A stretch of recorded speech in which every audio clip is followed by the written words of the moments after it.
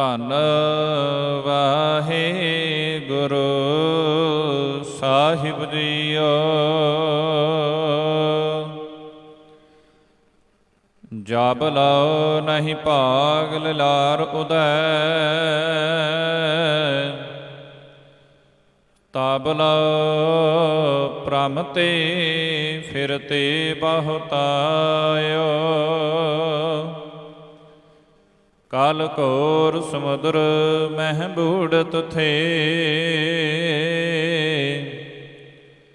ਕਬ ਹੋ ਮਿਟ ਹੈ ਨਹੀਂ ਰਹੇ ਪਛਤਾਇਓ। ਤਤ ਵਿਚਾਰ ਜਹੈ ਮਥੁਰਾ, ਜਗ ਤਾਰਨ ਕਉ ਅਵਤਾਰ ਬਨਾਇਓ। ਜਪਿਓ ਜਿਨ ਅਰਜਨ ਦੇਵ ਗੁਰੂ, ਫਿਰ ਸੰਕਟ ਜੋ ਨ ਗਰਭ ਨ ਆਇਓ। ਸੋ ਕਹੁ ਟਲ ਗੁਰ ਸੇਵੀਐ, ਹੈ ਨਿਸ ਸਹਿਜ ਸੁਭਾਏ। ਦਰਸ਼ਨ ਪਰਸੈ ਗੁਰੂ ਕੈ, ਜਨਮ ਮਰਨ ਦੁਖ ਹੋਵੈ ਸਿਖ ਤੁਖ ਸਾਮਦੀ। ਨੂਰ ਅਰਸੋ ਤੋਦ ਡਿਠੇ ਸੱਚੇ, ਮਲ ਜਨਮ ਜਨਮ ਦੀ। ਸੱਜਣ ਸੱਚਾ ਪਾਤਸ਼ਾਹ ਸਿਰ ਸ਼ਾਹਦੈ, ਜਿਸ ਪਾਸ ਬੈਠਿਆ ਸੋਹੀਐ ਸਭਨਾ ਦਾ ਵੇਸਾਹੋ। ਸਤਿਨਾਮ ਧੰਨ ਵਾਹਿਗੁਰੂ ਸਾਹਿਬ ਜੀਓ।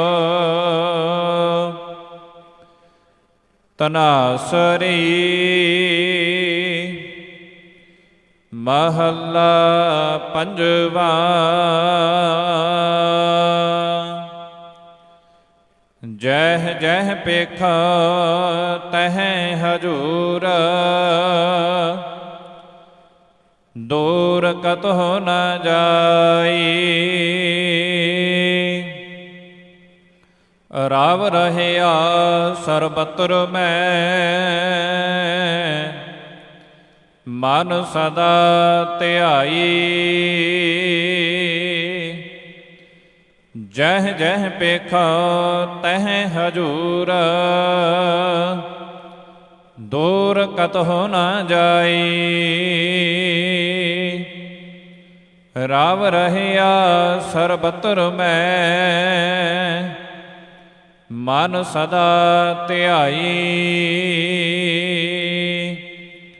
ਈਤ ਊਤ ਨਹੀਂ ਵਿਛੁੜੈ, ਸੋ ਸੰਗੀ ਗਨੀਐ। ਬਿਨ ਸਜਾਏ ਜੋ ਨਿਮਖ ਮਹਿ, ਸੋ ਅਲਪ ਸੁਖ ਭਨੀਐ। ਰਹਾਉ ਪ੍ਰਤ ਪਾਲੈ ਅਪਿਆਉ ਦੇ, ਕਾਸ਼ ਊਨ ਨ ਹੋਈ। ਸਾਸ ਸਾਸ ਸੰਭਾਲਤਾ, ਮੇਰਾ ਪ੍ਰਭ ਸੋਈ। ਆਸ਼ਲ ਅਸ਼ੇਦ ਅਪਾਰ ਪ੍ਰਭ, ਉੱਚਾ ਜਾਂ ਕਾ ਰੂਪ। ਜਪ ਜਪ ਕਰਹਿ ਆਨੰਦ ਜਨ, ਅਚਰਜ ਆਨੂਪ। ਸਾਮਤ ਦੇਹੋ ਦਇਆਲ ਪ੍ਰਭ, ਜੇਤ ਤੁਮਹਿ ਅਰਾਧਾ। ਨਾਨਕ ਮੰਗੈ ਦਾਨ ਪ੍ਰਭ, ਹਰੇਨ ਪਗ ਸਾਦਾ ਸਾ ਮਤ ਦੇਹੋ ਦਇਆਲ ਪ੍ਰਭ ਜੇਤ ਤੁਮਹਿ ਅਰਾਧਾ ਨਾਨਕ ਮੰਗੈ ਦਾਨ ਪ੍ਰਭ ਰੇਨ ਪਗ ਸਾਦਾ। ਵਾਹਿਗੁਰੂ ਜੀ ਕਾ ਖਾਲਸਾ ਵਾਹਿਗੁਰੂ ਜੀ ਕੀ ਫਤਿਹ। ਸਤਿਨਾਮ। ਵਾਹਿਗੁਰੂ ਸਾਹਿਬ ਜੀਓ। ਮੋਹ ਕੂਚ ਰਹੇ ਸ਼ਾਸਤਰ ਖਟ ਪਿੰਗ ਗਿਰਨ ਚੜ ਜਾਏ।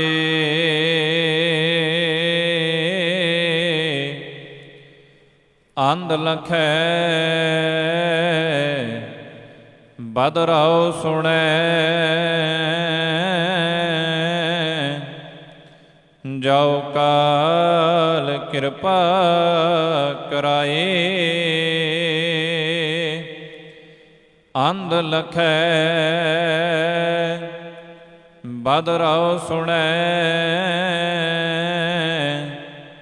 ਜੋ ਕਾਲ ਕਿਰਪਾ ਕਰਾਏ। ਵਾਹਿਗੁਰੂ ਜੀ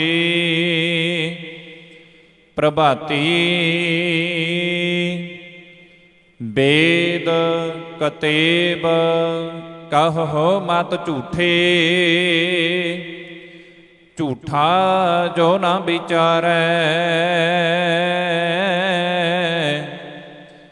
ਜੋ ਸਭ ਮਹਿ ਏਕ ਖੁਦਾਏ ਕਹਿਤ ਹਉ ਤਉ ਕਿਉ ਮੁਰਗੀ ਮਾਰੈ। ਬੇਦ ਕਤੇਬ ਕਹੋ ਮਤ ਝੂਠੇ ਝੂਠਾ ਜੋ ਨਾ ਵਿਚਾਰੇ।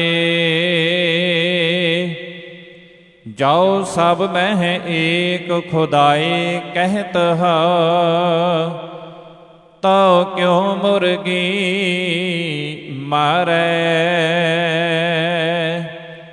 ਮੁੱਲਾ ਕਹੋ ਨਿਆਈ ਖੁਦਾਈ ਤੇਰੇ ਮਨ ਕਾ ਭਰਮ ਨ ਜਾਈ। ਰਹਾਉ ਪਕਰ ਜਿਉ ਆਨਿਆ ਦੇਹ ਬਿਨਾਸੀ ਮਾਟੀ ਕਉ ਬਿਸਮਲ ਕੀਆ। ਜੋਤ ਸਰੂਪ ਅਨਾਹਤ ਲਾਗੀ ਕਹੋ ਹਲਾਲ ਕਿਆ ਕੀਆ।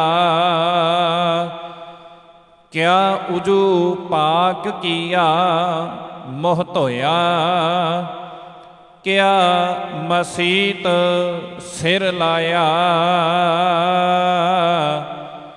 ਜੋ ਦਿਲ ਮਹਿ ਕਪਟ ਨਿਵਾਜ ਗੁਜ਼ਾਰੋ ਕਿਆ ਹਜ ਕਾਬੈ ਜਾਇਆ। ਤੂੰ ਨਾ ਪਾਕ ਪਾਕ ਨਹੀਂ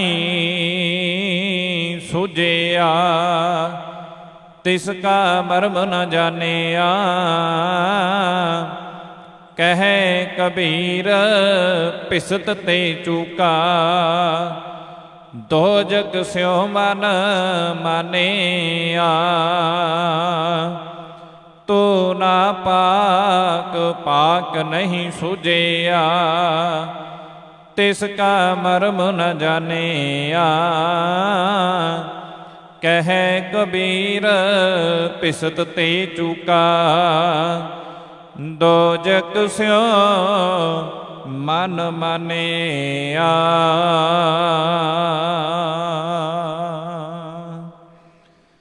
ਚਵਰ ਛਤਰ ਤਖਤ ਦੇ ਮਾਲਕ ਵਾਲੀਏ ਕੁਲ ਆਲਮ ਸ਼ਬਦ ਗੁਰੂ ਧੰਨ ਧੰਨ ਸਤਿਗੁਰੂ ਸ੍ਰੀ ਗੁਰੂ ਗ੍ਰੰਥ ਸਾਹਿਬ ਦਾ ਤਾਰ ਪਿਤਾ ਜੀ ਪਾਤਸ਼ਾਹ ਜੀਆਂ ਦੀ ਪਾਵਨ ਪਵਿੱਤਰ ਹਜ਼ੂਰੀ ਦੇ ਅੰਦਰ ਸੁਭਾਏਮਾਨ ਸਤਿਕਾਰਯੋਗ ਸਤ ਸੰਗੀ ਜਨੋ ਵਡ ਭਾਗੇ ਹਾਂ। ਪਾਤਸ਼ਾਹ ਜੀਆਂ ਦੀ ਅਪਾਰ ਰਹਿਮਤ ਬਖਸ਼ਿਸ਼ ਕਿਰਪਾ ਦੇ ਸਦਕਾ ਸਜੇ ਹੋਏ ਅੰਮ੍ਰਿਤ ਵੇਲੇ ਦੇ ਦੀਵਾਨਾਂ ਅੰਦਰ ਹਾਜ਼ਰੀਆਂ ਭਰਨ ਦਾ ਸੁਭਾਗ ਸਮਾਂ ਪ੍ਰਾਪਤ ਹੋਇਆ ਹੈ। ਰੱਬੀ ਬਾਣੀਆਂ ਦਾ ਜਾਪ ਆਪ ਜੀਆਂ ਨੇ ਸ਼ਰਵਣ ਕੀਤਾ ਹੈ। ਆਓ ਪਾਵਨ ਅਸਥਾਨ ਤੋਂ ਚੱਲ ਰਹੀ ਲੜੀਵਾਰ ਗੁਰਬਾਣੀ ਦੀ ਵਿਚਾਰ ਦੇ ਨਾਲ ਜੁੜਨ ਦਾ ਯਤਨ ਕਰੀਏ। ਵਿਚਾਰਾਂ ਦੀ ਆਰੰਭਤਾ ਤੋਂ ਪਹਿਲਾਂ ਮਨ ਬਿਰਤੀਆਂ ਨੂੰ ਪਾਤਸ਼ਾਹ ਜੀਆਂ ਦੇ ਚਰਨਾਂ ਵਿੱਚ ਇਕਾਗਰ ਚਿਤ ਕਰਦਿਆਂ ਅਦਬੋ ਸਤਿਕਾਰ ਸਹਿਤ ਕਹੋ ਜੀ ਵਾਹਿਗੁਰੂ ਜੀ ਕਾ ਖਾਲਸਾ ਵਾਹਿਗੁਰੂ ਜੀ ਕੀ ਫਤਿਹ। ਭਗਤ ਕਬੀਰ ਸਾਹਿਬ ਜੀਆਂ ਦਾ ਜੋ ਪਾਵਨ ਬਚਨ ਆਪ ਜੀਆਂ ਨੇ ਹੁਣੇ ਹੀ ਸਰਵਣ ਕੀਤਾ ਹੈ। ਧੰਨ ਸ਼੍ਰੀ ਗੁਰੂ ਗ੍ਰੰਥ ਸਾਹਿਬ ਮਹਾਰਾਜ ਜੀਆਂ ਦੇ ਪਾਵਨ ਅੰਗ 1350 ਦੇ ਉੱਪਰ ਇਹ ਸ਼ਬਦ ਸੁਸ਼ੋਭਿਤ ਹੈ। ਸੰਸਾਰ ਦੇ ਵਿੱਚ ਅਨੇਕ ਹੀ ਧਰਮ ਨੇ ਤੇ ਇਹ ਧਰਮ ਦੀ ਇੱਕ ਖਾਸੀਅਤ ਹੈ। ਕੋਈ ਵੀ ਧਰਮ ਹੈ, ਇਸਲਾਮ ਹੈ, ਹਿੰਦੂਇਜ਼ਮ ਹੈ ਜਾਂ ਈਸਾਈ ਮਤ ਹੈ, ਜੈਨ ਮਤ ਹੈ, ਬੁੱਧ ਮਤ ਹੈ, ਧਰਮ ਦੀ ਪਛਾਣ ਉਹਦੇ ਧਾਰਮਿਕ ਗ੍ਰੰਥ ਤੋਂ ਹੈ। ਧਰਮ ਨੂੰ ਕੁਝ ਚੀਜ਼ਾਂ ਜ਼ਰੂਰੀ ਹੁੰਦੀਆਂ ਨੇ, ਜਿਵੇਂ ਧਾਰਮਿਕ ਅਸਥਾਨ ਤੇ ਧਾਰਮਿਕ ਗ੍ਰੰਥ। ਇਹ ਚੀਜ਼ਾਂ ਲਾਜ਼ਮੀ ਨੇ, ਜ਼ਰੂਰੀ ਨੇ। ਬਾਬਾ ਕਬੀਰ ਸਾਹਿਬ ਜੀ ਕਹਿੰਦੇ ਨੇ ਧਰਮ ਦੇ ਵਿੱਚ ਰਹਿ ਕੇ ਆਪਣੇ ਆਪ ਨੂੰ ਧਰਮੀ ਅਖਵਾਉਣ ਵਾਲਿਆ, ਧਰਮ ਦਾ ਗਿਆਨ ਪੜ੍ਹਨ ਵਾਲਿਆ, ਧਰਮ ਦੀਆਂ ਕਿਤਾਬਾਂ ਨੂੰ ਵਾਚਣ ਵਾਲਿਆ, ਕਿ ਇਹ ਧਰਮ ਦੇ ਗ੍ਰੰਥ ਜਿਹੜੇ ਨੇ, ਧਰਮ ਦੀਆਂ ਪੁਸਤਕਾਂ ਨੇ, ਜੋ ਧਾਰਮਿਕ ਪੁਸਤਕਾਂ, ਇਹ ਵਾਕਿਆ ਹੀ ਤੂੰ ਜਿਨ੍ਹਾਂ ਨੂੰ ਪੜ੍ਹ ਰਿਹਾ ਹੈ ਇਹਨਾਂ ਤੇ ਅਮਲ ਕੀਤਾ ਹੈ। ਜੋ ਗਿਆਨ ਸਾਨੂੰ ਧਾਰਮਿਕ ਅਸਥਾਨਾਂ ਤੋਂ ਮਿਲਿਆ, ਜੋ ਗਿਆਨ ਸਾਨੂੰ ਧਾਰਮਿਕ ਗ੍ਰੰਥਾਂ ਤੋਂ ਮਿਲਿਆ, ਕਿ ਇਹ ਵਾਕਿਆ ਹੀ ਇਹ ਗਿਆਨ ਨੂੰ ਆਪਣੇ ਹਿਰਦੇ ਵਿੱਚ ਵਸਾ ਕੇ ਰੱਖਿਆ ਹੈ। ਆਓ ਬਾਬਾ ਕਬੀਰ ਸਾਹਿਬ ਜੀ ਬਿਆਨ ਕਰਦੇ ਨੇ ਪ੍ਰਭਾਤੀ ਵੇਦ ਕਤੇਬ ਕਹੋ ਮਤ ਝੂਠੇ, ਝੂਠਾ ਜੋ ਨਾ ਵਿਚਾਰੇ। ਇਸ ਪੰਕਤੀ ਵਿੱਚ ਦੋ ਧਾਰਮਿਕ ਗ੍ਰੰਥਾਂ ਦੀ ਗੱਲ ਕੀਤੀ ਹੈ, ਦੋ ਧਰਮ ਦੇ ਧਾਰਮਿਕ ਗ੍ਰੰਥਾਂ ਦੀ ਗੱਲ ਕੀਤੀ। ਵੇਦ, ਇਹਦਾ ਵੇਦ ਦਾ ਭਾਵ ਹੈ ਵੇਦ, ਜੋ ਹਿੰਦੂਇਜ਼ਮ ਦੇ ਵਿੱਚ ਵੇਦ ਨੇ, 4 ਵੇਦ, ਇਹਨਾਂ ਵਿੱਚ 6 ਸ਼ਾਸਤਰ ਨੇ। ਪਰ ਇੱਥੇ ਭਗਤ ਕਬੀਰ ਸਾਹਿਬ ਜੀ ਕਹਿ ਰਹੇ ਨੇ ਕਿ ਵੇਦ, ਵੇਦ ਦਾ ਭਾਵ ਹੈ ਵੇਦ, ਹਿੰਦੂਇਜ਼ਮ ਦੇ ਵੇਦ। ਕਤੇਬ, ਕਤੇਬ ਦਾ ਅਰਥ ਹੈ ਕੁਰਾਨ ਸ਼ਰੀਫ। ਤੇ ਇੱਥੇ ਗੱਲ ਕੀਤੀ ਹੈ ਬਾਬਾ ਕਬੀਰ ਸਾਹਿਬ ਜੀ ਨੇ ਇਸਲਾਮ ਦੀ। ਇੱਥੇ ਗੱਲ ਕੀਤੀ ਹੈ ਉਹਨਾਂ ਮੌਲਵੀਆਂ ਦੀ, ਉਹਨਾਂ ਮੁੱਲਿਆਂ ਦੀ, ਉਹਨਾਂ ਕਾਜ਼ੀਆਂ ਦੀ। ਬਾਬਾ ਜੀ ਕਹਿੰਦੇ ਕਹੋ ਮਤ ਝੂਠੇ, ਕਹਿੰਦੇ ਧਾਰਮਿਕ ਗ੍ਰੰਥ ਜਾਂ ਧਾਰਮਿਕ ਅਸਥਾਨ ਕਦੇ ਝੂਠੇ ਨਹੀਂ ਹੋ ਸਕਦੇ, ਪਰ ਹਾਂ ਝੂਠਾ ਜੋ ਨਾ ਵਿਚਾਰੇ, ਉਹ ਝੂਠਾ ਏ ਜੋ ਆਪਣੇ ਆਪ ਨੂੰ ਧਾਰਮਿਕ ਅਖਵਾ ਕੇ ਵੀ ਧਰਮ ਦਾ ਗਿਆਨ ਆਪਣੇ ਹਿਰਦੇ ਵਿੱਚ ਧਾਰਨ ਨਾ ਕਰੇ, ਆਪਣੇ ਮਨ ਦੇ ਵਿੱਚ ਗ੍ਰਹਿਣ ਨਾ ਕਰੇ। ਬਾਬਾ ਜੀ ਕਹਿੰਦੇ ਨੇ ਇਸ ਕਰਕੇ ਝੂਠਾ ਜੋ ਨਾ ਵਿਚਾਰੇ, ਉਹ ਝੂਠਾ ਹੈ ਭਾਈ ਜੋ ਇਹਨਾਂ ਧਾਰਮਿਕ ਗ੍ਰੰਥਾਂ ਦਾ ਗਿਆਨ ਆਪਣੇ ਹਿਰਦੇ ਵਿੱਚ ਵਿਚਾਰਦਾ ਨਹੀਂ। ਵੇਦ, ਸਿਮਰਤ, ਸ਼ਾਸਤਰ, ਇਹ ਜਿੰਨੇ ਵੀ ਹੈ, ਵੇਦ ਹੋਣ, ਕਤੇਬ ਹੋਣ, ਸਿਮਰਤੀਆਂ ਹੋਣ, ਸ਼ਾਸਤਰ ਹੋਣ, ਕਹਿੰਦੇ ਇਹਨਾਂ ਸਾਰਿਆਂ ਦਾ ਪਾਠ ਕਰਨ ਵਾਲਿਆ, ਇਹਨਾਂ ਸਾਰਿਆਂ ਨੂੰ ਜਪਣ ਵਾਲਿਆ, ਪੜ੍ਹਨ ਵਾਲਿਆ, ਕਿ ਇਸ ਗਿਆਨ ਨੂੰ ਤੈਂ ਆਪਣੇ ਹਿਰਦੇ ਵਿੱਚ ਧਾਰਨ ਕੀਤਾ ਏ। ਤੂੰ ਇਹ ਕਹਿੰਦਾ ਫਿਰਦਾ ਏ ਕਿ ਧਾਰਮਿਕ ਅਸਥਾਨਾਂ 'ਤੇ ਨਹੀਂ ਜਾਣਾ। ਸਾਡੇ ਮਨ ਵਿੱਚ ਅਸੀਂ ਮਨ ਤੋਂ ਸੱਚੇ ਹੋਣਾ ਚਾਹੀਦੇ ਹੈ। ਕਿਸੇ ਕਿਤਾਬ ਪੜ੍ਹਨ ਦੀ ਲੋੜ ਨਹੀਂ, ਕੋਈ ਗ੍ਰੰਥ ਪੜ੍ਹਨ ਦੀ ਲੋੜ ਨਹੀਂ। ਬਾਬਾ ਕਬੀਰ ਸਾਹਿਬ ਜੀ ਕਹਿੰਦੇ ਨੇ, ਸੱਜਣਾ ਇੱਕ ਗੱਲ ਯਾਦ ਰੱਖੀ, ਧਾਰਮਿਕ ਅਸਥਾਨ 'ਤੇ ਜਾਏਗਾ ਤੇਰੇ ਮਨ ਨੂੰ ਸ਼ਾਂਤੀ ਮਿਲੇਗੀ। ਧਾਰਮਿਕ ਗ੍ਰੰਥ ਨੂੰ ਪੜ੍ਹੇਗਾ ਤੇਰੇ ਮਨ ਦੇ ਵਿੱਚ ਜੀਵਨ ਜਿਉਣ ਦੀ ਜਾਚ ਧਾਰਮਿਕ ਗ੍ਰੰਥ ਨੇ ਦੱਸਣੀ ਹੈ, ਨਾ ਕਿ ਸੰਸਾਰ ਨੇ। ਧੰਨ ਗੁਰੂ ਗ੍ਰੰਥ ਸਾਹਿਬ ਮਹਾਰਾਜ ਜੀਆਂ ਦੇ ਅੰਦਰ ਸਾਨੂੰ ਜੀਵਨ ਦੀ ਜੁਗਤੀ ਬਾਰੇ ਵੀ ਦੱਸਿਆ ਗਿਆ ਹੈ। ਇੱਥੋਂ ਤੱਕ ਮਾਲਕ ਜੀ ਨੇ ਸੌਣ ਬਾਰੇ ਦੱਸਿਆ ਏ, ਖਾਣ ਬਾਰੇ ਦੱਸਿਆ ਏ, ਪਹਿਨਣ ਬਾਰੇ ਦੱਸਿਆ ਏ। ਇਹ ਸਾਡੇ ਜੀਵਨ ਦੇ ਵਿੱਚ ਰੋਜ਼ਮਰਾ ਦੀਆਂ ਕੰਮ ਆਉਣ ਵਾਲੀਆਂ ਚੀਜ਼ਾਂ ਜੋ ਧੰਨ ਗੁਰੂ ਨਾਨਕ ਸਾਹਿਬ ਮਹਾਰਾਜ ਜੀਆਂ ਨੇ ਸਾਡੀ ਝੋਲੀ ਵਿੱਚ ਪਾਈਆਂ ਨੇ। ਇਸ ਕਰਕੇ ਮਾਲਕ ਜੀ ਕਹਿੰਦੇ ਇਹਨਾਂ ਨੂੰ ਝੂਠਾ ਨਹੀਂ ਕਹਿਣਾ। ਝੂਠਾ ਤੇ ਉਹ ਹੈ ਜੋ ਇਹਨਾਂ ਦੇ ਉੱਤੇ ਵਿਚਾਰ ਨਹੀਂ ਕਰਦਾ। ਹੁਣ ਇਹ ਧਾਰਮਿਕ ਗ੍ਰੰਥ, ਧਾਰਮਿਕ ਅਸਥਾਨ ਕਹਿੰਦੇ ਕੀ ਨੇ? ਜਾਓ ਸਭ ਮਹਿ ਏਕ ਖੁਦਾਈ ਕਹਿਤ ਹਾ, ਤਉ ਕਿਉ ਮੁਰਗੀ ਮਾਰੈ।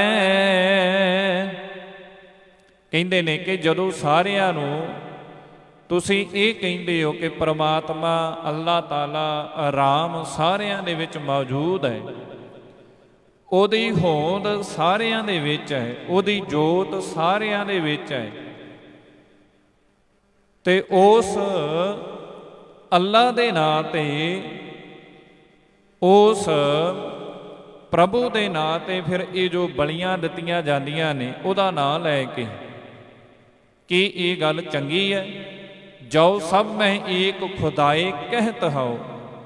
ਕਹਿੰਦੇ ਜਦੋਂ ਤੁਸੀਂ ਸਾਰਿਆਂ ਦੇ ਵਿੱਚ ਇਹ ਖੁਦਾ ਕਹਿੰਦੇ ਹੋ, ਸਾਰਿਆਂ ਵਿੱਚ ਖੁਦਾ ਹੈ, ਸਾਰਿਆਂ ਦੇ ਵਿੱਚ ਅੱਲਾਹ ਤਾਲਾ, ਸਾਰਿਆਂ ਦੇ ਵਿੱਚ ਉਹ ਪ੍ਰਮਾਤਮਾ ਮੌਜੂਦ ਹੈ, ਤੇ ਜਿਹਦੀ ਜਾਨ ਤੁਸੀਂ ਲੈ ਰਹੇ ਹੋ, ਜਿਹਦੇ ਤੇ ਅਤਿਆਚਾਰ ਤੁਸੀਂ ਕਰ ਰਹੇ ਹੋ, ਕਿ ਤੁਹਾਨੂੰ ਉਹਦੇ ਵਿੱਚ ਪ੍ਰਮਾਤਮਾ ਦੀ ਜੋਤ ਨਜ਼ਰ ਨਹੀਂ ਆ ਰਹੀ? ਕਿ ਤੁਹਾਨੂੰ ਉਹਦੇ ਵਿੱਚ ਅੱਲਾਹ ਦੀ ਜੋਤ ਨਜ਼ਰ ਨਹੀਂ ਆ ਰਹੀ? ਕਿਉਂਕਿ ਜਿਸ ਤਰ੍ਹਾਂ ਦਾ ਇਨਸਾਨ ਨੇ ਆਪਣੇ ਆਪ ਨੂੰ ਸਮਝਿਆ, ਉਸੇ ਤਰ੍ਹਾਂ ਦੀਆਂ ਮਰਿਆਦਾ ਜਿਹੜੀਆਂ ਉਹ ਬਣਾ ਦਿੱਤੀਆਂ। ਕਿ ਇਸਲਾਮ ਧਰਮ ਦੇ ਪੈਗੰਬਰ ਹਜ਼ਰਤ ਮੁਹੰਮਦ ਸਾਹਿਬ ਜਾਂ ਇਹਨਾਂ ਤੋਂ ਪਹਿਲਾਂ ਜਿੰਨੇ ਵੀ ਨੇ, ਜਾਂ ਇਹਨਾਂ ਦੇ ਉੱਤਰਾਅਧਿਕਾਰੀ ਨੇ, ਇਹਨਾਂ ਨੇ ਕਦੇ ਕਿਹਾ ਸੀ ਕਿ ਅੱਜ ਅੱਲਾਹ ਨੂੰ ਖੁਸ਼ ਕਰਦਾ ਹੈ ਬਲੀ ਦਿੱਤੀ ਜਾਵੇ? ਅਸਲ ਦੇ ਵਿੱਚ ਇਹ ਬਲੀ ਦਾ ਜਿਹੜਾ ਵਿਧਾਨ ਸੀ, ਇਹ ਮਹਾਤਮਾ ਬੁੱਧ ਦੇ ਸਮੇਂ, ਮਹਾਤਮਾ ਬੁੱਧ ਤੋਂ ਬਾਅਦ ਈਸਾਈ ਮਤ ਦੇ ਵਿੱਚ, ਈਸਾਈ ਮਤ ਤੋਂ ਬਾਅਦ ਇਸਲਾਮ ਦੇ ਵਿੱਚ, ਇਸਲਾਮ ਤੋਂ ਬਾਅਦ ਹਿੰਦੂਇਜ਼ਮ ਦੇ ਵਿੱਚ, ਤੇ ਅੱਜ ਐਸੇ ਵੀ ਕੁਝ ਅਸਥਾਨ ਨੇ ਜਿਹੜੇ ਧਾਰਮਿਕ ਅਸਥਾਨ ਸਿੱਖਇਜ਼ਮ ਦੇ ਵਿੱਚ ਵੀ ਇਸ ਚੀਜ਼ ਨੂੰ ਐਕਸੈਪਟ ਕਰ ਚੁੱਕੇ ਨੇ, ਪ੍ਰਵਾਨ ਕਰ ਚੁੱਕੇ ਨੇ। ਪਰ ਧੰਨ ਗੁਰੂ ਗੋਬਿੰਦ ਸਿੰਘ ਮਹਾਰਾਜ ਜੀਆਂ ਨੇ ਕਦੀ ਆਪਣੇ ਜੀਵਨ ਦੇ ਵਿੱਚ ਇਸ ਤਰ੍ਹਾਂ ਦਾ ਕੋਈ ਕੰਮ ਨਹੀਂ ਸੀ ਕੀਤਾ। ਹਾਂ, ਬਾਬਾ ਬੰਦਾ ਸਿੰਘ ਬਹਾਦਰ ਦੇ ਡੇਰੇ ਤੇ ਉੱਤੇ ਜਿਸ ਟਾਈਮ ਦੇ ਉੱਤੇ ਮਹਾਰਾਜ ਜੀ ਗਏ, ਜੇਕਰ ਉੱਥੇ ਇਸ ਤਰ੍ਹਾਂ ਦਾ ਵਾਕਿਆ ਵਾਪਰਿਆ ਹੈ ਤੇ ਉਹ ਸਿੱਧੀ ਜੀ ਗੱਲ ਹੈ ਕਿ ਉਸ ਟਾਈਮ ਦੇ ਉੱਤੇ ਮਾਧੋ ਦਾਸ ਬੈਰਾਗੀ ਨੇ ਇਹ ਕਿਹਾ ਸੀ ਕਿ ਮੇਰਾ ਜਿਹੜਾ ਅਸਥਾਨ ਹੈ ਉਹ ਤੁਸੀਂ ਅਪਵਿੱਤਰ ਕਰ ਦਿੱਤਾ। ਇਹ ਪਵਿੱਤਰ ਸੀ, ਤੁਸੀਂ ਇੱਥੇ ਪਵਿੱਤਰ ਦੇ ਇਹਨੂੰ ਰਹਿਣ ਦੀ, ਇਹਦੀ ਪਵਿੱਤਰਤਾ ਕਾਇਮ ਨਹੀਂ ਰਹਿਣ ਦਿੱਤੀ, ਇਹਨੂੰ ਅਪਵਿੱਤਰ ਕਰ ਦਿੱਤਾ। ਹਜ਼ੂਰ ਜੀ ਨੇ ਪੁੱਛਿਆ ਕੀ ਹੋਇਆ? ਕਹਿੰਦੇ ਇੰਨੇ ਜਾਨਵਰਾਂ ਦੀਆਂ ਜਾਨਾਂ ਚਲੀਆਂ ਗਈਆਂ। ਮਹਾਰਾਜ ਜੀ ਨੇ ਬਚਨ ਕਹੇ, ਕਹਿੰਦੇ ਤੈਨੂੰ ਇਹਨਾਂ ਦੀਆਂ ਜਾਨਾਂ ਦੀ ਫਿਕਰ ਹੈ, ਪਰ ਹਾਂ ਆ ਸੰਸਾਰ ਦੇ ਵਿੱਚ ਬੇਕਸੂਰ ਏ, ਜਿਨ੍ਹਾਂ ਦਾ ਕਸੂਰ ਹੀ ਕੋਈ ਨਹੀਂ, ਮੁਗਲਿਆ ਹਕੂਮਤ, ਮੁਗਲਿਆ ਸ਼ਾਸਕ ਉਹਨਾਂ ਨੂੰ ਦਿਨ ਰਾਤ ਉਹਨਾਂ ਦਾ ਗਲਾ ਵੱਢ ਵੱਢ ਕੇ ਸੁੱਟ ਰਹੀ ਹੈ, ਕਿ ਉਹ ਕਦੀ ਨਜ਼ਰ ਨਹੀਂ ਆਏ। ਇਸ ਕਰਕੇ ਭਗਤ ਕਬੀਰ ਸਾਹਿਬ ਜੀ ਕਹਿੰਦੇ, ਜਾਓ ਸਭ ਮੈਂ ਏਕ ਖੁਦਾਏ ਕਹਿਤ ਹਉ। ਕਹਿਣ ਵਾਲੇ ਕਹਿੰਦੇ ਨੇ ਕਿ ਸਾਰਿਆਂ ਵਿੱਚ ਖੁਦਾ ਏ।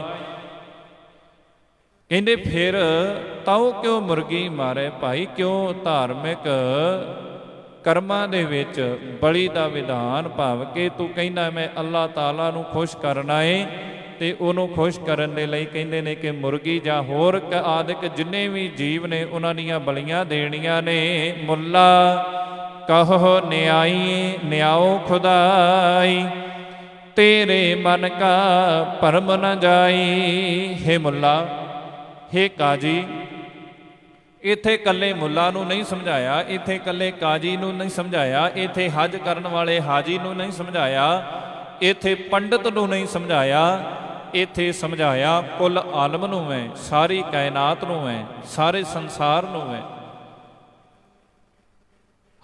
ਬਾਬਾ ਕਬੀਰ ਸਾਹਿਬ ਜੀ ਕਹਿੰਦੇ ਨੇ, ਮੁੱਲਾ ਕਹੋ ਨਿਆਓ ਖੁਦਾਈ, ਕਿ ਤੂੰ ਦੂਜਿਆਂ ਨੂੰ ਨਿਆਂ ਪੜ੍ਹ ਕੇ ਸੁਣਾਉਣਾ ਏ, ਦੂਜਿਆਂ ਨੂੰ ਤੂੰ ਪ੍ਰਮਾਤਮਾ ਦੇ ਬਾਰੇ ਪੜ੍ਹ ਕੇ ਸੁਣਾਈ ਜਾ ਰਿਹਾ ਏ, ਦੂਜਿਆਂ ਨੂੰ ਤੂੰ ਅੱਲਾਹ ਤਾਲਾ ਦੇ ਉਪਦੇਸ਼ ਜਿਹੜੇ ਨੇ ਉਹ ਪੜ੍ਹ ਕੇ ਸੁਣਾ ਰਿਹਾ, ਪਰ ਆਪ ਉਹਨਾਂ ਤੇ ਅਮਲ ਨਹੀਂ ਕਰਦਾ। ਤੇਰੇ ਮਨ ਕਾ ਭਰਮ ਨਾ ਜਾਈ। ਦੂਜਿਆਂ ਨੂੰ ਪੜ੍ਹ ਕੇ ਸੁਣਾਉਣ ਵਾਲਿਆ, ਆਪਣੇ ਮਨ ਦੇ ਵਿੱਚ ਝਾਤ ਮਾਰ ਕੇ ਵੇਖ ਕਿ ਸੱਚਮੁੱਚ ਹੀ ਤੇਰੇ ਮਨ ਦਾ ਜਿਹੜਾ ਭਰਮ ਹੈ ਉਹ ਦੂਰ ਹੋ ਗਿਆ, ਤੇਰੇ ਮਨ ਦੇ ਭੁਲੇਖੇ ਜਿਹੜੇ ਨੇ ਉਹ ਦੂਰ ਹੋ ਗਏ। ਇੱਕ ਘਟਨਾ ਯਾਦ ਆ ਗਈ। ਇਸਲਾਮ ਦੇ ਮਤ ਵਿੱਚ ਇੱਕ ਵਿਦਵਾਨ ਹੋਏ ਨੇ ਸ਼ੇਖ ਸ਼ਾਦੀ। ਇਹ ਬੜੇ ਵਿਦਵਾਨ ਸਨ। ਕਹਿੰਦੇ ਸ਼ੇਖ ਸ਼ਾਦੀ ਜੀ ਆਪਣੇ ਘਰ ਤੋਂ ਚੱਲਦੇ ਨੇ, ਰੋਜ਼ਾਨਾ ਹੀ ਨਮਾਜ਼ ਪੜ੍ਹਨ ਦੇ ਲਈ ਮਸਜਿਦ ਦੇ ਵਿੱਚ ਜਾਂਦੇ ਨੇ। ਕਹਿੰਦੇ ਨਮਾਜ਼ ਅਦਾ ਕਰਦੇ ਨੇ, ਫਿਰ ਵਾਪਸ ਆ ਜਾਂਦੇ ਨੇ, ਆਣ ਕੇ ਫਿਰ ਆਪਣਾ ਕਾਰ ਵਿਹਾਰ ਚ ਕਿਰਤ ਕਮਾਈ ਵਿੱਚ ਲੱਗ ਜਾਂਦੇ ਨੇ। ਇੱਕ ਦਿਨ ਇਹਨਾਂ ਦਾ ਪੁੱਤਰ ਉਹ ਕਹਿਣ ਲੱਗਾ ਕਿ ਅੱਬੂ, ਮੇਰਾ ਵੀ ਮਨ ਕਰਦਾ ਹੈ ਮੈਂ ਵੀ ਅੱਲਾ ਦੇ ਘਰ ਜਾਵਾਂ, ਮੇਰਾ ਵੀ ਮਨ ਕਰਦਾ ਹੈ ਮੈਂ ਵੀ ਨਮਾਜ਼ ਅਦਾ ਕਰਾਂ। ਸ਼ੇਖ ਸ਼ਾਦੀ ਜੀ ਕਹਿਣ ਲੱਗੇ, ਕਹਿੰਦੇ ਬੇਟਾ ਕੋਈ ਗੱਲ ਨਹੀਂ, ਸਵੇਰੇ ਜਦੋਂ ਮੈਂ ਜਾਣ ਲੱਗਾਂਗਾ ਤੈਨੂੰ ਉਠਾ ਦਾਂਗਾ, ਤੂੰ ਵੀ ਮੇਰੇ ਨਾਲ ਚਲਿਆ ਜਾਈਂ। ਅਗਲੀ ਸਵੇਰ ਹੋਈ, ਨਮਾਜ਼ ਦਾ ਟਾਈਮ ਹੈ, ਨਮਾਜ਼ ਅਦਾ ਕਰਨ ਮਸਜਿਦ ਦੇ ਵਿੱਚ ਜਾਣਾ ਹੈ। ਉਹ ਤੋਂ ਪਹਿਲਾਂ ਆਪਣੇ ਪੁੱਤਰ ਨੂੰ ਉਠਾਇਆ, ਕਹਿਣ ਲੱਗੇ ਪੁੱਤਰ ਚੱਲ ਨਮਾਜ਼ ਪੜ੍ਹਨ ਚੱਲੀਏ। ਹੁਣ ਇਹਨਾਂ ਦਾ ਪੁੱਤਰ ਤਿਆਰ ਹੋਇਆ, ਨਾਲ ਤੁਰਿਆ। ਇੱਕ ਕਾਜੀ ਤੇ ਨਾਲ ਥੋੜੇ ਜਿਹੇ ਹੋਰ ਜਿਹੜੇ ਲੋਕ ਸਨ, ਦੋਵੇਂ ਪਿਓ ਪੁੱਤ ਕਹਿੰਦੇ ਇਹਨਾਂ ਨਮਾਜ਼ ਅਦਾ ਕੀਤੀ। ਤੇ ਮਸਜਿਦ ਦੇ ਵਿੱਚ ਇੱਕ ਹਿੱਸੇ ਤੇ 10-12 ਸਰੀਰ ਜਿਹੜੇ ਨੇ ਉਹ ਲੰਮੇ ਪਏ ਨੇ, ਲੰਮੇ ਸੁੱਤੇ ਪਏ ਨੇ, ਉੱਠੇ ਨਹੀਂ ਹੈ। ਜਦੋਂ ਮੌਲਵੀ ਨੇ ਆਵਾਜ਼ ਦਿੱਤੀ, ਕਾਜੀ ਨੇ ਆਵਾਜ਼ ਦਿੱਤੀ, ਸਾਰਿਆਂ ਨੇ ਨਮਾਜ਼ ਅਦਾ ਕਰਕੇ ਵਾਪਸ ਆਏ। ਵਾਪਸ ਆਉਂਦਿਆਂ ਰਸਤੇ ਦੇ ਵਿੱਚ ਇਹ ਕਹਿਣ ਲੱਗਾ, ਕਹਿੰਦਾ ਅੱਬੂ ਅੱਜ ਤੇ ਕਹਿੰਦਾ ਮੈਂ ਕਿੱਡਾ ਭਾਗਾ ਵਾਲਾ ਏ, ਮੈਂ ਕਿੱਡਾ ਕਿਸਮਤ ਵਾਲਾ ਏ ਕਿ ਅੱਲਾ ਦੇ ਘਰ ਦੇ ਵਿੱਚ ਜਾ ਕੇ ਨਮਾਜ਼ ਅਦਾ ਕੀਤੀ। ਪਰ ਇੱਕ ਗੱਲ ਇਹ ਮੈਨੂੰ ਕਹਿਣੀ ਦੱਸਣਾ ਕਰੋ ਕਿ ਨਮਾਜ਼ ਸਾਰਿਆਂ ਲਈ ਜ਼ਰੂਰੀ ਹੈ। ਸ਼ੇਖ ਸ਼ਾਦੀ ਜੀ ਕਹਿਣ ਲੱਗੇ ਕਿ ਹਾਂ ਪੁੱਤਰ, ਨਮਾਜ਼ ਸਾਰਿਆਂ ਲਈ ਜ਼ਰੂਰੀ ਹੈ। ਕਹਿੰਦਾ ਜੀ ਅੱਜ ਬੜਾ ਚੰਗਾ ਕੰਮ ਹੋਇਆ, ਪਰ ਕਹਿੰਦਾ ਪਿਤਾ ਜੀ ਇੱਕ ਗੱਲ ਦੱਸੋ, ਜੇ ਨਮਾਜ਼ ਸਾਰਿਆਂ ਲਈ ਜ਼ਰੂਰੀ ਹੈ, ਤੁਸੀਂ ਨਮਾਜ਼ ਅਦਾ ਕੀਤੀ, ਮੈਂ ਨਮਾਜ਼ ਅਦਾ ਕੀਤੀ, 10 ਸਰੀਰ ਹੋਰ ਸਨ ਜਿਨ੍ਹਾਂ ਨੇ ਨਮਾਜ਼ ਅਦਾ ਕੀਤੀ, ਪਰ 10-12 ਸਰੀਰ ਉਹ ਸਨ ਜਿਨ੍ਹਾਂ ਨੇ ਨਮਾਜ਼ ਅਦਾ ਹੀ ਨਹੀਂ ਕੀਤੀ, ਮਸਜਿਦ ਦੇ ਇੱਕ ਪਾਸੇ ਹੋ ਕੇ ਸੁੱਤੇ ਰਹੇ। ਤੇ ਇਹਦੇ ਨਾਲੋਂ ਇਹਨਾਂ ਦੇ ਨਾਲੋਂ ਤੇ ਅਸੀਂ ਚੰਗੇ ਹੋਏ ਨਾ। ਤੇ ਸ਼ੇਖ ਸ਼ਾਦੀ ਕਹਿਣ ਲੱਗਾ, ਪੁੱਤਰ ਤੂੰ ਸੁੱਤਾ ਰਹਿੰਦਾ ਤੇ ਚੰਗੀ ਗੱਲ ਸੀ, ਨਮਾਜ਼ ਅਦਾ ਨਾ ਕਰਨ ਆਉਂਦਾ ਤਾਂ ਵੀ ਭਲਾ ਸੀ, ਚੰਗੀ ਗੱਲ ਸੀ। ਉਹ ਕਹਿਣ ਲੱਗਾ ਕਿਉਂ? ਇੱਕ ਤਾਂ ਮੈਂ ਨਮਾਜ਼ ਅਦਾ ਕੀਤੀ ਹੈ ਤੇ ਦੂਜਾ ਕਹਿੰਦੇ ਹੋ ਕਿ ਤੂੰ ਸੁੱਤਾ ਰਹਿੰਦਾ, ਇਹ ਗੱਲ ਨੂੰ ਖੋਲ੍ਹਣਾ ਕਰੋ। ਸ਼ੇਖ ਸ਼ਾਦੀ ਜੀ ਕਹਿਣ ਲੱਗੇ, ਵੇਖ ਪੁੱਤਰ, ਅੱਜ ਤੱਕ ਮੈਨੂੰ ਇੰਨਾ ਸਮਾਂ ਹੋ ਗਿਆ, ਕਦੀ ਇਹ ਗੱਲ ਮੇਰੇ ਮਨ ਵਿੱਚ ਨਹੀਂ ਆਈ। ਤੇਰੇ ਮਨ ਵਿੱਚ ਗੱਲ ਪਤਾ ਕਿਉਂ ਆਈ ਹੈ?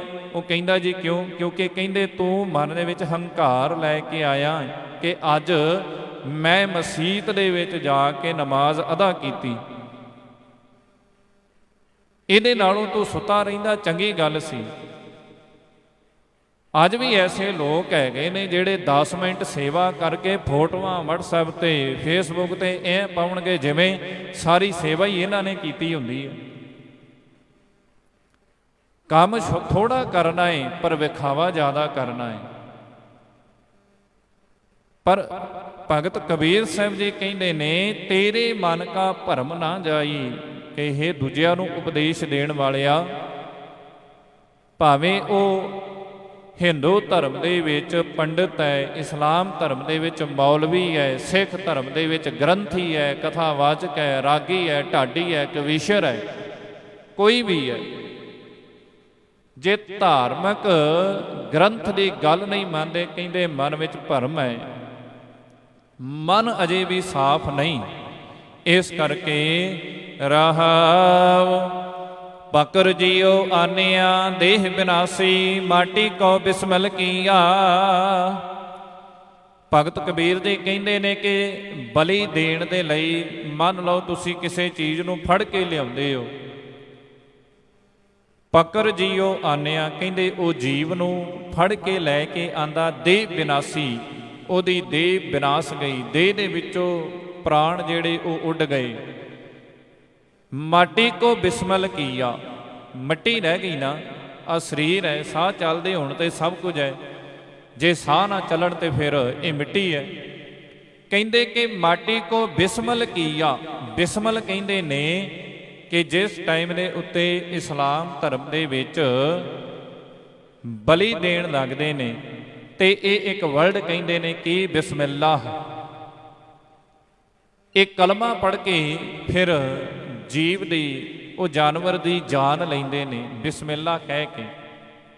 ਕਹਿੰਦੇ ਜਦੋਂ ਉਹਦੇ ਵਿੱਚ ਸਾਹ ਸੀ, ਉਹਦੇ ਵਿੱਚ ਸਾਹ ਚੱਲਦੇ ਸਨ, ਉਹਦੇ ਕੰਨ ਦੇ ਲਾਗੇ ਬਿਸਮਿਲ੍ਲਾ ਕਹਿ ਦਿੰਦਾ, ਅੱਲਾ ਕਹਿ ਦਿੰਦਾ, ਉਹਦਾ ਭਲਾ ਹੋ ਜਾਂਦਾ। ਸਰੀਰ ਤੋਂ ਫੜ ਕੇ, ਭਾਵ ਕਿ ਪਹਿਲਾਂ ਉਹਨੂੰ ਫੜ ਕੇ ਫਿਰ ਉਹਨੂੰ ਪਾਣੀ ਨਾਲ ਧੋ ਕੇ ਉਹਦੇ ਪ੍ਰਾਣ ਲਏ ਗਏ ਨੇ, ਭਾਵ ਕਿ ਉਹਨੂੰ ਮਾਰਿਆ ਗਿਆ, ਕੋਹ ਕੇ ਮਾਰਿਆ ਗਿਆ। ਤੇ ਫਿਰ ਜਦੋਂ ਉਹ ਜੀਵ, ਜਾਨਵਰ ਮਰ ਗਿਆ, ਫਿਰ ਉਹਦੇ ਕੰਨ ਵਿੱਚ ਕਹਿ ਦੇਣਾ ਬਿਸਮਿਲ੍ਲਾ, ਫਿਰ ਉਹਦੇ ਕੰਨ ਵਿੱਚ ਕਹਿ ਦੇਣਾ ਅੱਲਾ ਦਾ ਨਾਮ। ਕਹਿੰਦੇ ਇਹ ਕੋਈ ਚੰਗੀ ਗੱਲ ਨਹੀਂ। ਜੋਤ ਸਰੂਪ ਅਨਾਹਤ ਲਾਗੀ, ਕਹੋ ਹਲਾਲ ਕਿਆ ਕੀਆ। ਕਹਿੰਦੇ ਉਸ ਜਾਨਵਰ ਦੇ ਵਿੱਚ ਵੀ ਪਰਮਾਤਮਾ ਦੀ ਜੋਤ ਸੀ, ਜੋਤ ਸਰੂਪ ਅਨਾਹਤ ਲਾਗੀ, ਉਹ ਪਰਮਾਤਮਾ ਦੀ ਜੋਤ ਤੇ ਉਹਦੇ ਵਿੱਚ ਹੀ ਸੀ ਨਾ। ਕਹੋ ਹਲਾਲ ਕਿਆ ਕੀਆ, ਸਜਣਾ ਹੁਣ ਇੱਕ ਗੱਲ ਦੱਸਣਾ ਕਰ ਦੂਜਿਆਂ ਨੂੰ, ਸਾਰਿਆਂ ਨੂੰ ਉਪਦੇਸ਼ ਦੇਣ ਵਾਲਿਆ, ਦੂਜਿਆਂ ਨੂੰ ਅੱਲਾ ਦੇ ਨਾਲ ਜੋੜਨ ਵਾਲਿਆ। ਉਹਦੇ ਵਿੱਚ ਵੀ ਅੱਲਾ ਦੀ ਜੋਤ ਸੀ, ਉਹਦੇ ਵਿੱਚ ਵੀ ਉਹਦੀ ਯਾਦ ਸੀ, ਉਹਦੇ ਵਿੱਚ ਵੀ ਉਹ ਸਮਾਇਆ ਸੀ, ਉਹਨੂੰ ਖਤਮ ਕੀਤਾ। ਉਹਦੇ ਸਰੀਰ ਵਿੱਚੋਂ ਅੱਲਾਹ ਦੀ ਜੋਤ ਨਿਕਲੀ। ਇਉਂ ਦੱਸ ਹੁਣ ਵਾਰ ਤੂੰ ਜਾਨਵਰ ਤੇ ਕੀਤਾ ਕਿ ਖੁਦਾ ਤੇ ਕੀਤਾ? ਭਗਤ ਕਬੀਰ ਜੀ ਕਹਿੰਦੇ ਨੇ ਜਦੋਂ ਉਹਦੇ ਅੰਦਰੋਂ ਜੋਤ ਸਰੂਪ ਅਨਾਹਤ ਲਾਗੀ, ਕਹੋ ਹਲਾਲ ਕਿਆ ਕੀਆ। ਸਰੀਰ ਇੱਥੇ ਰਹਿ ਗਿਆ, ਜੋਤ ਅੱਲਾ ਦੇ ਵਿੱਚ ਸਮਾ ਗਈ। ਕਹਿਣ ਲੱਗੇ ਫਿਰ ਹਲਾਲ ਕਰਨ ਦਾ ਤੇਰਾ ਕੀ ਫਾਇਦਾ, ਦੱਸ ਤੇ ਸਹੀ ਹਲਾਲ ਕੀਤਾ ਕੀ ਹੈ? ਕਿਆ ਉਜੂ ਪਾਕ ਕੀਆ ਮੋਹ ਧੋਇਆ, ਕਿਆ ਮਸੀਤ ਸਿਰ ਲਾਇਆ। ਕਹਿੰਦੇ ਕੀ ਫਾਇਦਾ ਤੇਰੇ ਧਾਰਮਿਕ ਬਾਣੇ ਦਾ, ਕੀ ਫਾਇਦਾ ਤੇਰੇ ਧਾਰਮਿਕ ਅਖਵਾਉਣ ਦਾ? ਕਿਆ ਉਜੂ ਪਾਕ ਕੀਆ। ਉਜੂ ਕਹਿੰਦੇ ਨੇ ਕਿ ਆਪਣੇ ਹੱਥ ਮੂੰਹ ਨੂੰ ਧੋਣਾ, ਕਿਉਂਕਿ ਇਸਲਾਮ ਧਰਮ ਦੇ ਵਿੱਚ ਉਜੂ ਕੀਤਾ ਜਾਂਦਾ ਹੈ। ਆਪਣੇ ਹੱਥਾਂ ਤੋਂ ਲੈ ਕੇ ਅਰਕਾਂ ਤੱਕ ਉਹ ਹੱਥ ਮੂੰਹ ਜਿਹੜੇ ਉਹ ਧੋਂਦੇ ਨੇ। ਕਿਆ ਪਾਕ ਉਜ਼ੂ ਪਾਕ ਕੀਆ, ਕਿਆ ਮੂੰਹ ਧੋਇਆ। ਕੀ ਫਾਇਦਾ ਤੇਰੇ ਮੂੰਹ ਧੋਣ ਦਾ, ਕਿਆ ਮਸੀਤ ਸਿਰ ਲਾਇਆ। ਕੀ ਫਾਇਦਾ ਮਸੀਤ ਦੇ ਵਿੱਚ ਸਿਰ ਲਾਉਣ ਦਾ, ਮਸੀਤ ਦੇ ਵਿੱਚ ਸੀਸ ਨਿਵਾਉਣ ਦਾ। ਆਪਾਂ ਬਚਨ ਪੜ੍ਹਦੇ ਆ ਨਾ, ਧੰਨ ਗੁਰੂ ਗ੍ਰੰਥ ਸਾਹਿਬ ਮਹਾਰਾਜ ਜੀ ਦੇ ਅੰਦਰ ਵੀ ਪੜ੍ਹਦੇ ਆ, ਅਪਰਾਧੀ ਦੂਣਾ ਨਿਵੇ ਜਿਉ ਹੰਤਾ ਮਿਰਗਾਹੇ, ਸੀਸ ਨਵਾਇਆ ਕਿਆ ਥੀਏ ਜਾਂ ਰਿਦੇ ਕੁਸੁੱਦੇ ਜਾਹੇ। ਕਹਿੰਦੇ ਜਿਹੜਾ ਅਪਰਾਧੀ ਹੁੰਦਾ ਨਾ, ਚੋਰ, ਉਹ ਦੂਣਾ ਹੋ ਕੇ ਨਿਭਦਾ ਏ ਕਿ ਕਿਸੇ ਤਰ੍ਹਾਂ ਮੇਰੀ ਜਾਨ ਬਚ ਜਾਵੇ, ਕਿਸੇ ਤਰ੍ਹਾਂ ਮੇਰਾ ਇਹਨਾਂ ਦੇ ਤੋਂ ਪੱਲਾ ਛੁੱਟ ਜਾਵੇ, ਖਹਿੜਾ ਛੁੱਟ ਜਾਵੇ। ਆ ਹੁਣ ਵੀ ਜੋ ਸੋਸ਼ਲ ਮੀਡੀਆ ਤੇ ਚੱਲ ਰਿਹਾ ਏ, ਅਸਲ ਦੇ ਵਿੱਚ ਜੇਕਰ ਸੋਸ਼ਲ ਮੀਡੀਆ ਨਾ ਹੋਵੇ ਤੇ ਸਾਨੂੰ ਕਈ ਐਸੀਆਂ ਘਟਨਾਵਾਂ ਜਿਨ੍ਹਾਂ ਦਾ ਪਤਾ ਹੀ ਨਾ ਲੱਗੇ। ਹੋ ਸਕਦਾ ਹੈ ਕਿ ਅਸੀਂ ਵੀ ਇਹਨਾਂ ਝਾਂਸਿਆਂ ਦੇ ਵਿੱਚ ਫਸ ਜਾਈਏ। ਆ ਥੋੜ੍ਹੇ ਦਿਨ ਹੋਏ ਇੱਕ ਖਬਰ ਬਹੁਤ ਵਾਇਰਲ ਹੋ ਰਹੀ ਹੈ ਕਿ ਇੱਕ ਲੜਕਾ, ਉਹਦੀ ਮੈਰਿਜ ਹੋਈ, ਉਹਦੀ ਘਰ ਵਾਲੀ ਸੀ ਜਿਹੜੀ, ਉਹ ਬਾਹਰ ਚਲੇ ਗਈ, ਆਈਲੈਟਸ ਉਹਨੇ ਕੀਤੀ, ਬਾਹਰ ਗਈ, ਪਰ ਉੱਥੇ ਜਾ ਕੇ ਉਹਨੂੰ ਸੱਦਿਆ ਨਹੀਂ। ਉਹ ਬੱਚੇ ਦੀ ਇੱਥੇ ਉਹਨੇ ਜਾਨ ਆਪਣੀ ਗਵਾ ਦਿੱਤੀ। ਰੱਬ ਦਾ ਭਾਣਾ ਐਸਾ ਵਰਤਿਆ, ਜਾਂ ਕਹਿ ਲਓ ਕਿ ਉਹਨੂੰ ਇਹ ਗੱਲ ਹੀ ਨਹੀਂ ਬਰਦਾਸ਼ਤ ਹੋਈ। ਹੁਣ ਜੋ ਉਹ ਕੁੜੀ ਹੈ, ਉਹਨੂੰ ਮੀਡੀਆ ਵਾਲੇ ਸਵਾਲ ਪੁੱਛ ਰਹੇ ਨੇ, ਹੁਣ ਫਸੀ ਹੈ। ਉਹ ਕਹਿ ਰਹੀ ਹੈ, ਕਹਿੰਦੀ ਮੈਂ ਸਾਰਾ ਖਰਚਾ ਦੇਣ ਨੂੰ ਤਿਆਰ ਹਾਂ ਕਿਸੇ ਤਰ੍ਹਾਂ, ਕਿਉਂਕਿ ਕੈਨੇਡਾ ਸਰਕਾਰ ਨੇ ਹੁਣ ਇਹ ਰੂਲ ਕਰ ਦਿੱਤਾ ਹੈ ਡਿਪੋਰਟ ਦਾ। ਉੱਥੋਂ ਦੀਆਂ 3 ਪੰਜਾਬ ਦੀਆਂ, ਇੱਧਰ ਦੀਆਂ 3 ਕੁੜੀਆਂ ਨੇ ਜਿਨ੍ਹਾਂ ਤੇ ਕੇਸ ਹੋਏ, ਤੇ ਉਹਨਾਂ ਨੂੰ ਡਿਪੋਰਟ ਕੀਤਾ ਜਾਵੇਗਾ। ਡਿਪੋਰਟ ਦਾ ਇਹ ਅਰਥ ਹੈ ਕਿ ਉਹ ਆਪਣੀ ਫਾਈਲ ਕਿਸੇ ਦੇਸ਼ ਦੇ ਵਿੱਚ ਵੀ ਨਹੀਂ ਲਾ ਸਕਦੀਆਂ। ਰੱਬ ਦਾ ਵਾਸਤਾ ਜੀ, ਇਹ ਮੈਂ ਬੇਨਤੀ ਕਰ ਰਿਹਾ, ਲਾਈਵ ਤੇ ਬੇਨਤੀ ਕਰ ਰਿਹਾ, ਜੋ ਸਤਿਕਾਰ ਸਾਨੂੰ ਠੀਕ ਹੈ, ਹਰੇਕ ਲਈ ਆਪਣਾ ਗੁਜ਼ਾਰੇ ਦੇ ਲਈ ਕੁਝ ਨਾ ਕੁਝ ਹੀਲਾ ਵਸੀਲਾ ਕਰਦੇ ਆ, ਪਰ ਜੇਕਰ ਸਾਡੇ ਬੱਚੇ ਇੱਥੇ ਐਸ਼ ਆਰਾਮ ਦੀ ਜ਼ਿੰਦਗੀ ਛੱਡ ਕੇ ਉੱਥੇ 12-12 ਘੰਟੇ, 13-13 ਘੰਟੇ, 14-14 ਘੰਟਿਆਂ ਦੀ ਗੁਲਾਮੀ ਸਵੀਕਾਰ ਕਰ ਲੈਂਦੇ ਨੇ, ਤੇ ਇੱਥੇ 6 ਘੰਟੇ ਕੰਮ ਕਰਦਿਆਂ ਇਹਨਾਂ ਦੇ ਕਿਹੜੇ ਢਿੱਡ ਪੀੜ ਹੁੰਦੀ ਹੈ। ਆਪਣਾ ਕੰਮ ਇੱਥੇ ਪੰਜਾਬ ਦੇ ਵਿੱਚ, ਇੱਥੇ ਹਿੰਦੁਸਤਾਨ ਦੇ ਵਿੱਚ ਕੀ ਨਹੀਂ ਹੋ ਸਕਦਾ। ਹੁਣ ਉਹ ਫਸੀ ਪਈ ਹੈ, ਜਿੱਦਾਂ ਇੱਥੇ ਭਗਤ ਕਬੀਰ ਜੀ ਨੇ ਕਿਹਾ ਹੈ, ਕਹਿੰਦੇ ਨੇ ਕਿ ਜਿਸ ਹੁਣ ਉਹਨੂੰ ਪੱਤਰਕਾਰ ਪੁੱਛਦੇ ਨੇ ਕਿ ਤੁਸੀਂ ਵਾਪਸ ਜਾਓਗੇ, ਉਹ ਕਹਿੰਦੀ ਜੀ ਕਿ ਮੈਂ ਆਪਣੇ ਮਾਤਾ ਪਿਤਾ ਨੂੰ ਇਹ ਰਿਕਵੈਸਟ ਕਰਦੀ ਹਾਂ ਕਿ ਕਿਸੇ ਤਰ੍ਹਾਂ ਮੈਨੂੰ ਬਚਾ ਲਿਆ ਜਾਵੇ। ਉਹਦੇ ਮਾਂ-ਬਾਪ ਨੇ ਹੱਥ ਖੜੇ ਕਰ ਦਿੱਤੇ। ਚੋਰੀ ਕਰਦਿਆਂ ਚੋਰ ਦਾ ਸਾਥ ਦੇਣ ਵਾਲੇ ਹੁੰਦੇ ਨੇ, ਪਰ ਜਦੋਂ ਚੋਰੀ ਕਰਦਿਆਂ ਚੋਰ ਫੜਿਆ ਜਾਵੇ ਫਿਰ ਸਾਥ ਨਹੀਂ ਕੋਈ ਖੜਦਾ। ਫਿਰ ਕਹਿੰਦੇ ਜੀ ਅਸੀਂ ਨਹੀਂ ਇਹਨੂੰ ਜਾਣਦੇ। ਉਹਦੇ ਮਾਂ-ਬਾਪ ਨੇ ਕਹਿ ਦਿੱਤਾ, ਅਸੀਂ ਕੁੜੀ ਤੁਹਾਡੇ ਮੁੰਡੇ ਨੇ ਨਾਲ ਵਿਆਹ ਦਿੱਤੀ, ਸਾਨੂੰ ਨਹੀਂ ਪਤਾ ਇਹਨਾਂ ਦੇ ਵਿੱਚ ਕੀ ਗੱਲ ਹੋਈ, ਹੁਣ ਤੁਸੀਂ ਜਾਣੋ ਤੇ ਇਹ ਜਾਣੇ। ਹੁਣ ਸਹੁਰਾ ਪਰਿਵਾਰ ਵਾਲੇ ਕਹਿ ਰਹੇ ਨੇ ਕਿ ਇਹਨੂੰ ਡਿਪੋਰਟ ਕਰਵਾਉਣਾ ਹੈ, ਤੇ ਉਹ ਫਸੀ ਪਈ ਹੈ। ਉਹ ਕਹਿੰਦੀ ਕਿ ਕਿਸੇ ਤਰ੍ਹਾਂ ਮੈਨੂੰ ਬਖਸ਼ ਦਿੱਤਾ ਜਾਵੇ, ਜਾਣ ਭਾਵ ਕਿ ਮੇਰੇ ਕੋ ਹਰਜਾਨਾ ਭਰਾ ਲਓ, ਮੈਂ ਦੇਣ ਨੂੰ ਤਿਆਰ ਹਾਂ। ਪਰ ਇੱਕ ਗੱਲ ਸੋਚਣ ਵਾਲੀ, ਜਿਨ੍ਹਾਂ ਦਾ 24-25 ਸਾਲ ਦਾ ਨੌਜਵਾਨ ਪੁੱਤਰ ਘਰ ਦੇ ਵਿੱਚੋਂ ਚਲਾ ਗਿਆ, ਕਿ ਉਹ ਮਾਂ-ਬਾਪ ਨੂੰ ਰੋਟੀ ਲੰਘੇਗੀ? ਕੀ ਥੋੜ੍ਹਿਆ ਇਹੋ ਜਿਹੇ ਬਾਹਰ ਜਾਣ ਨਾਲੋਂ?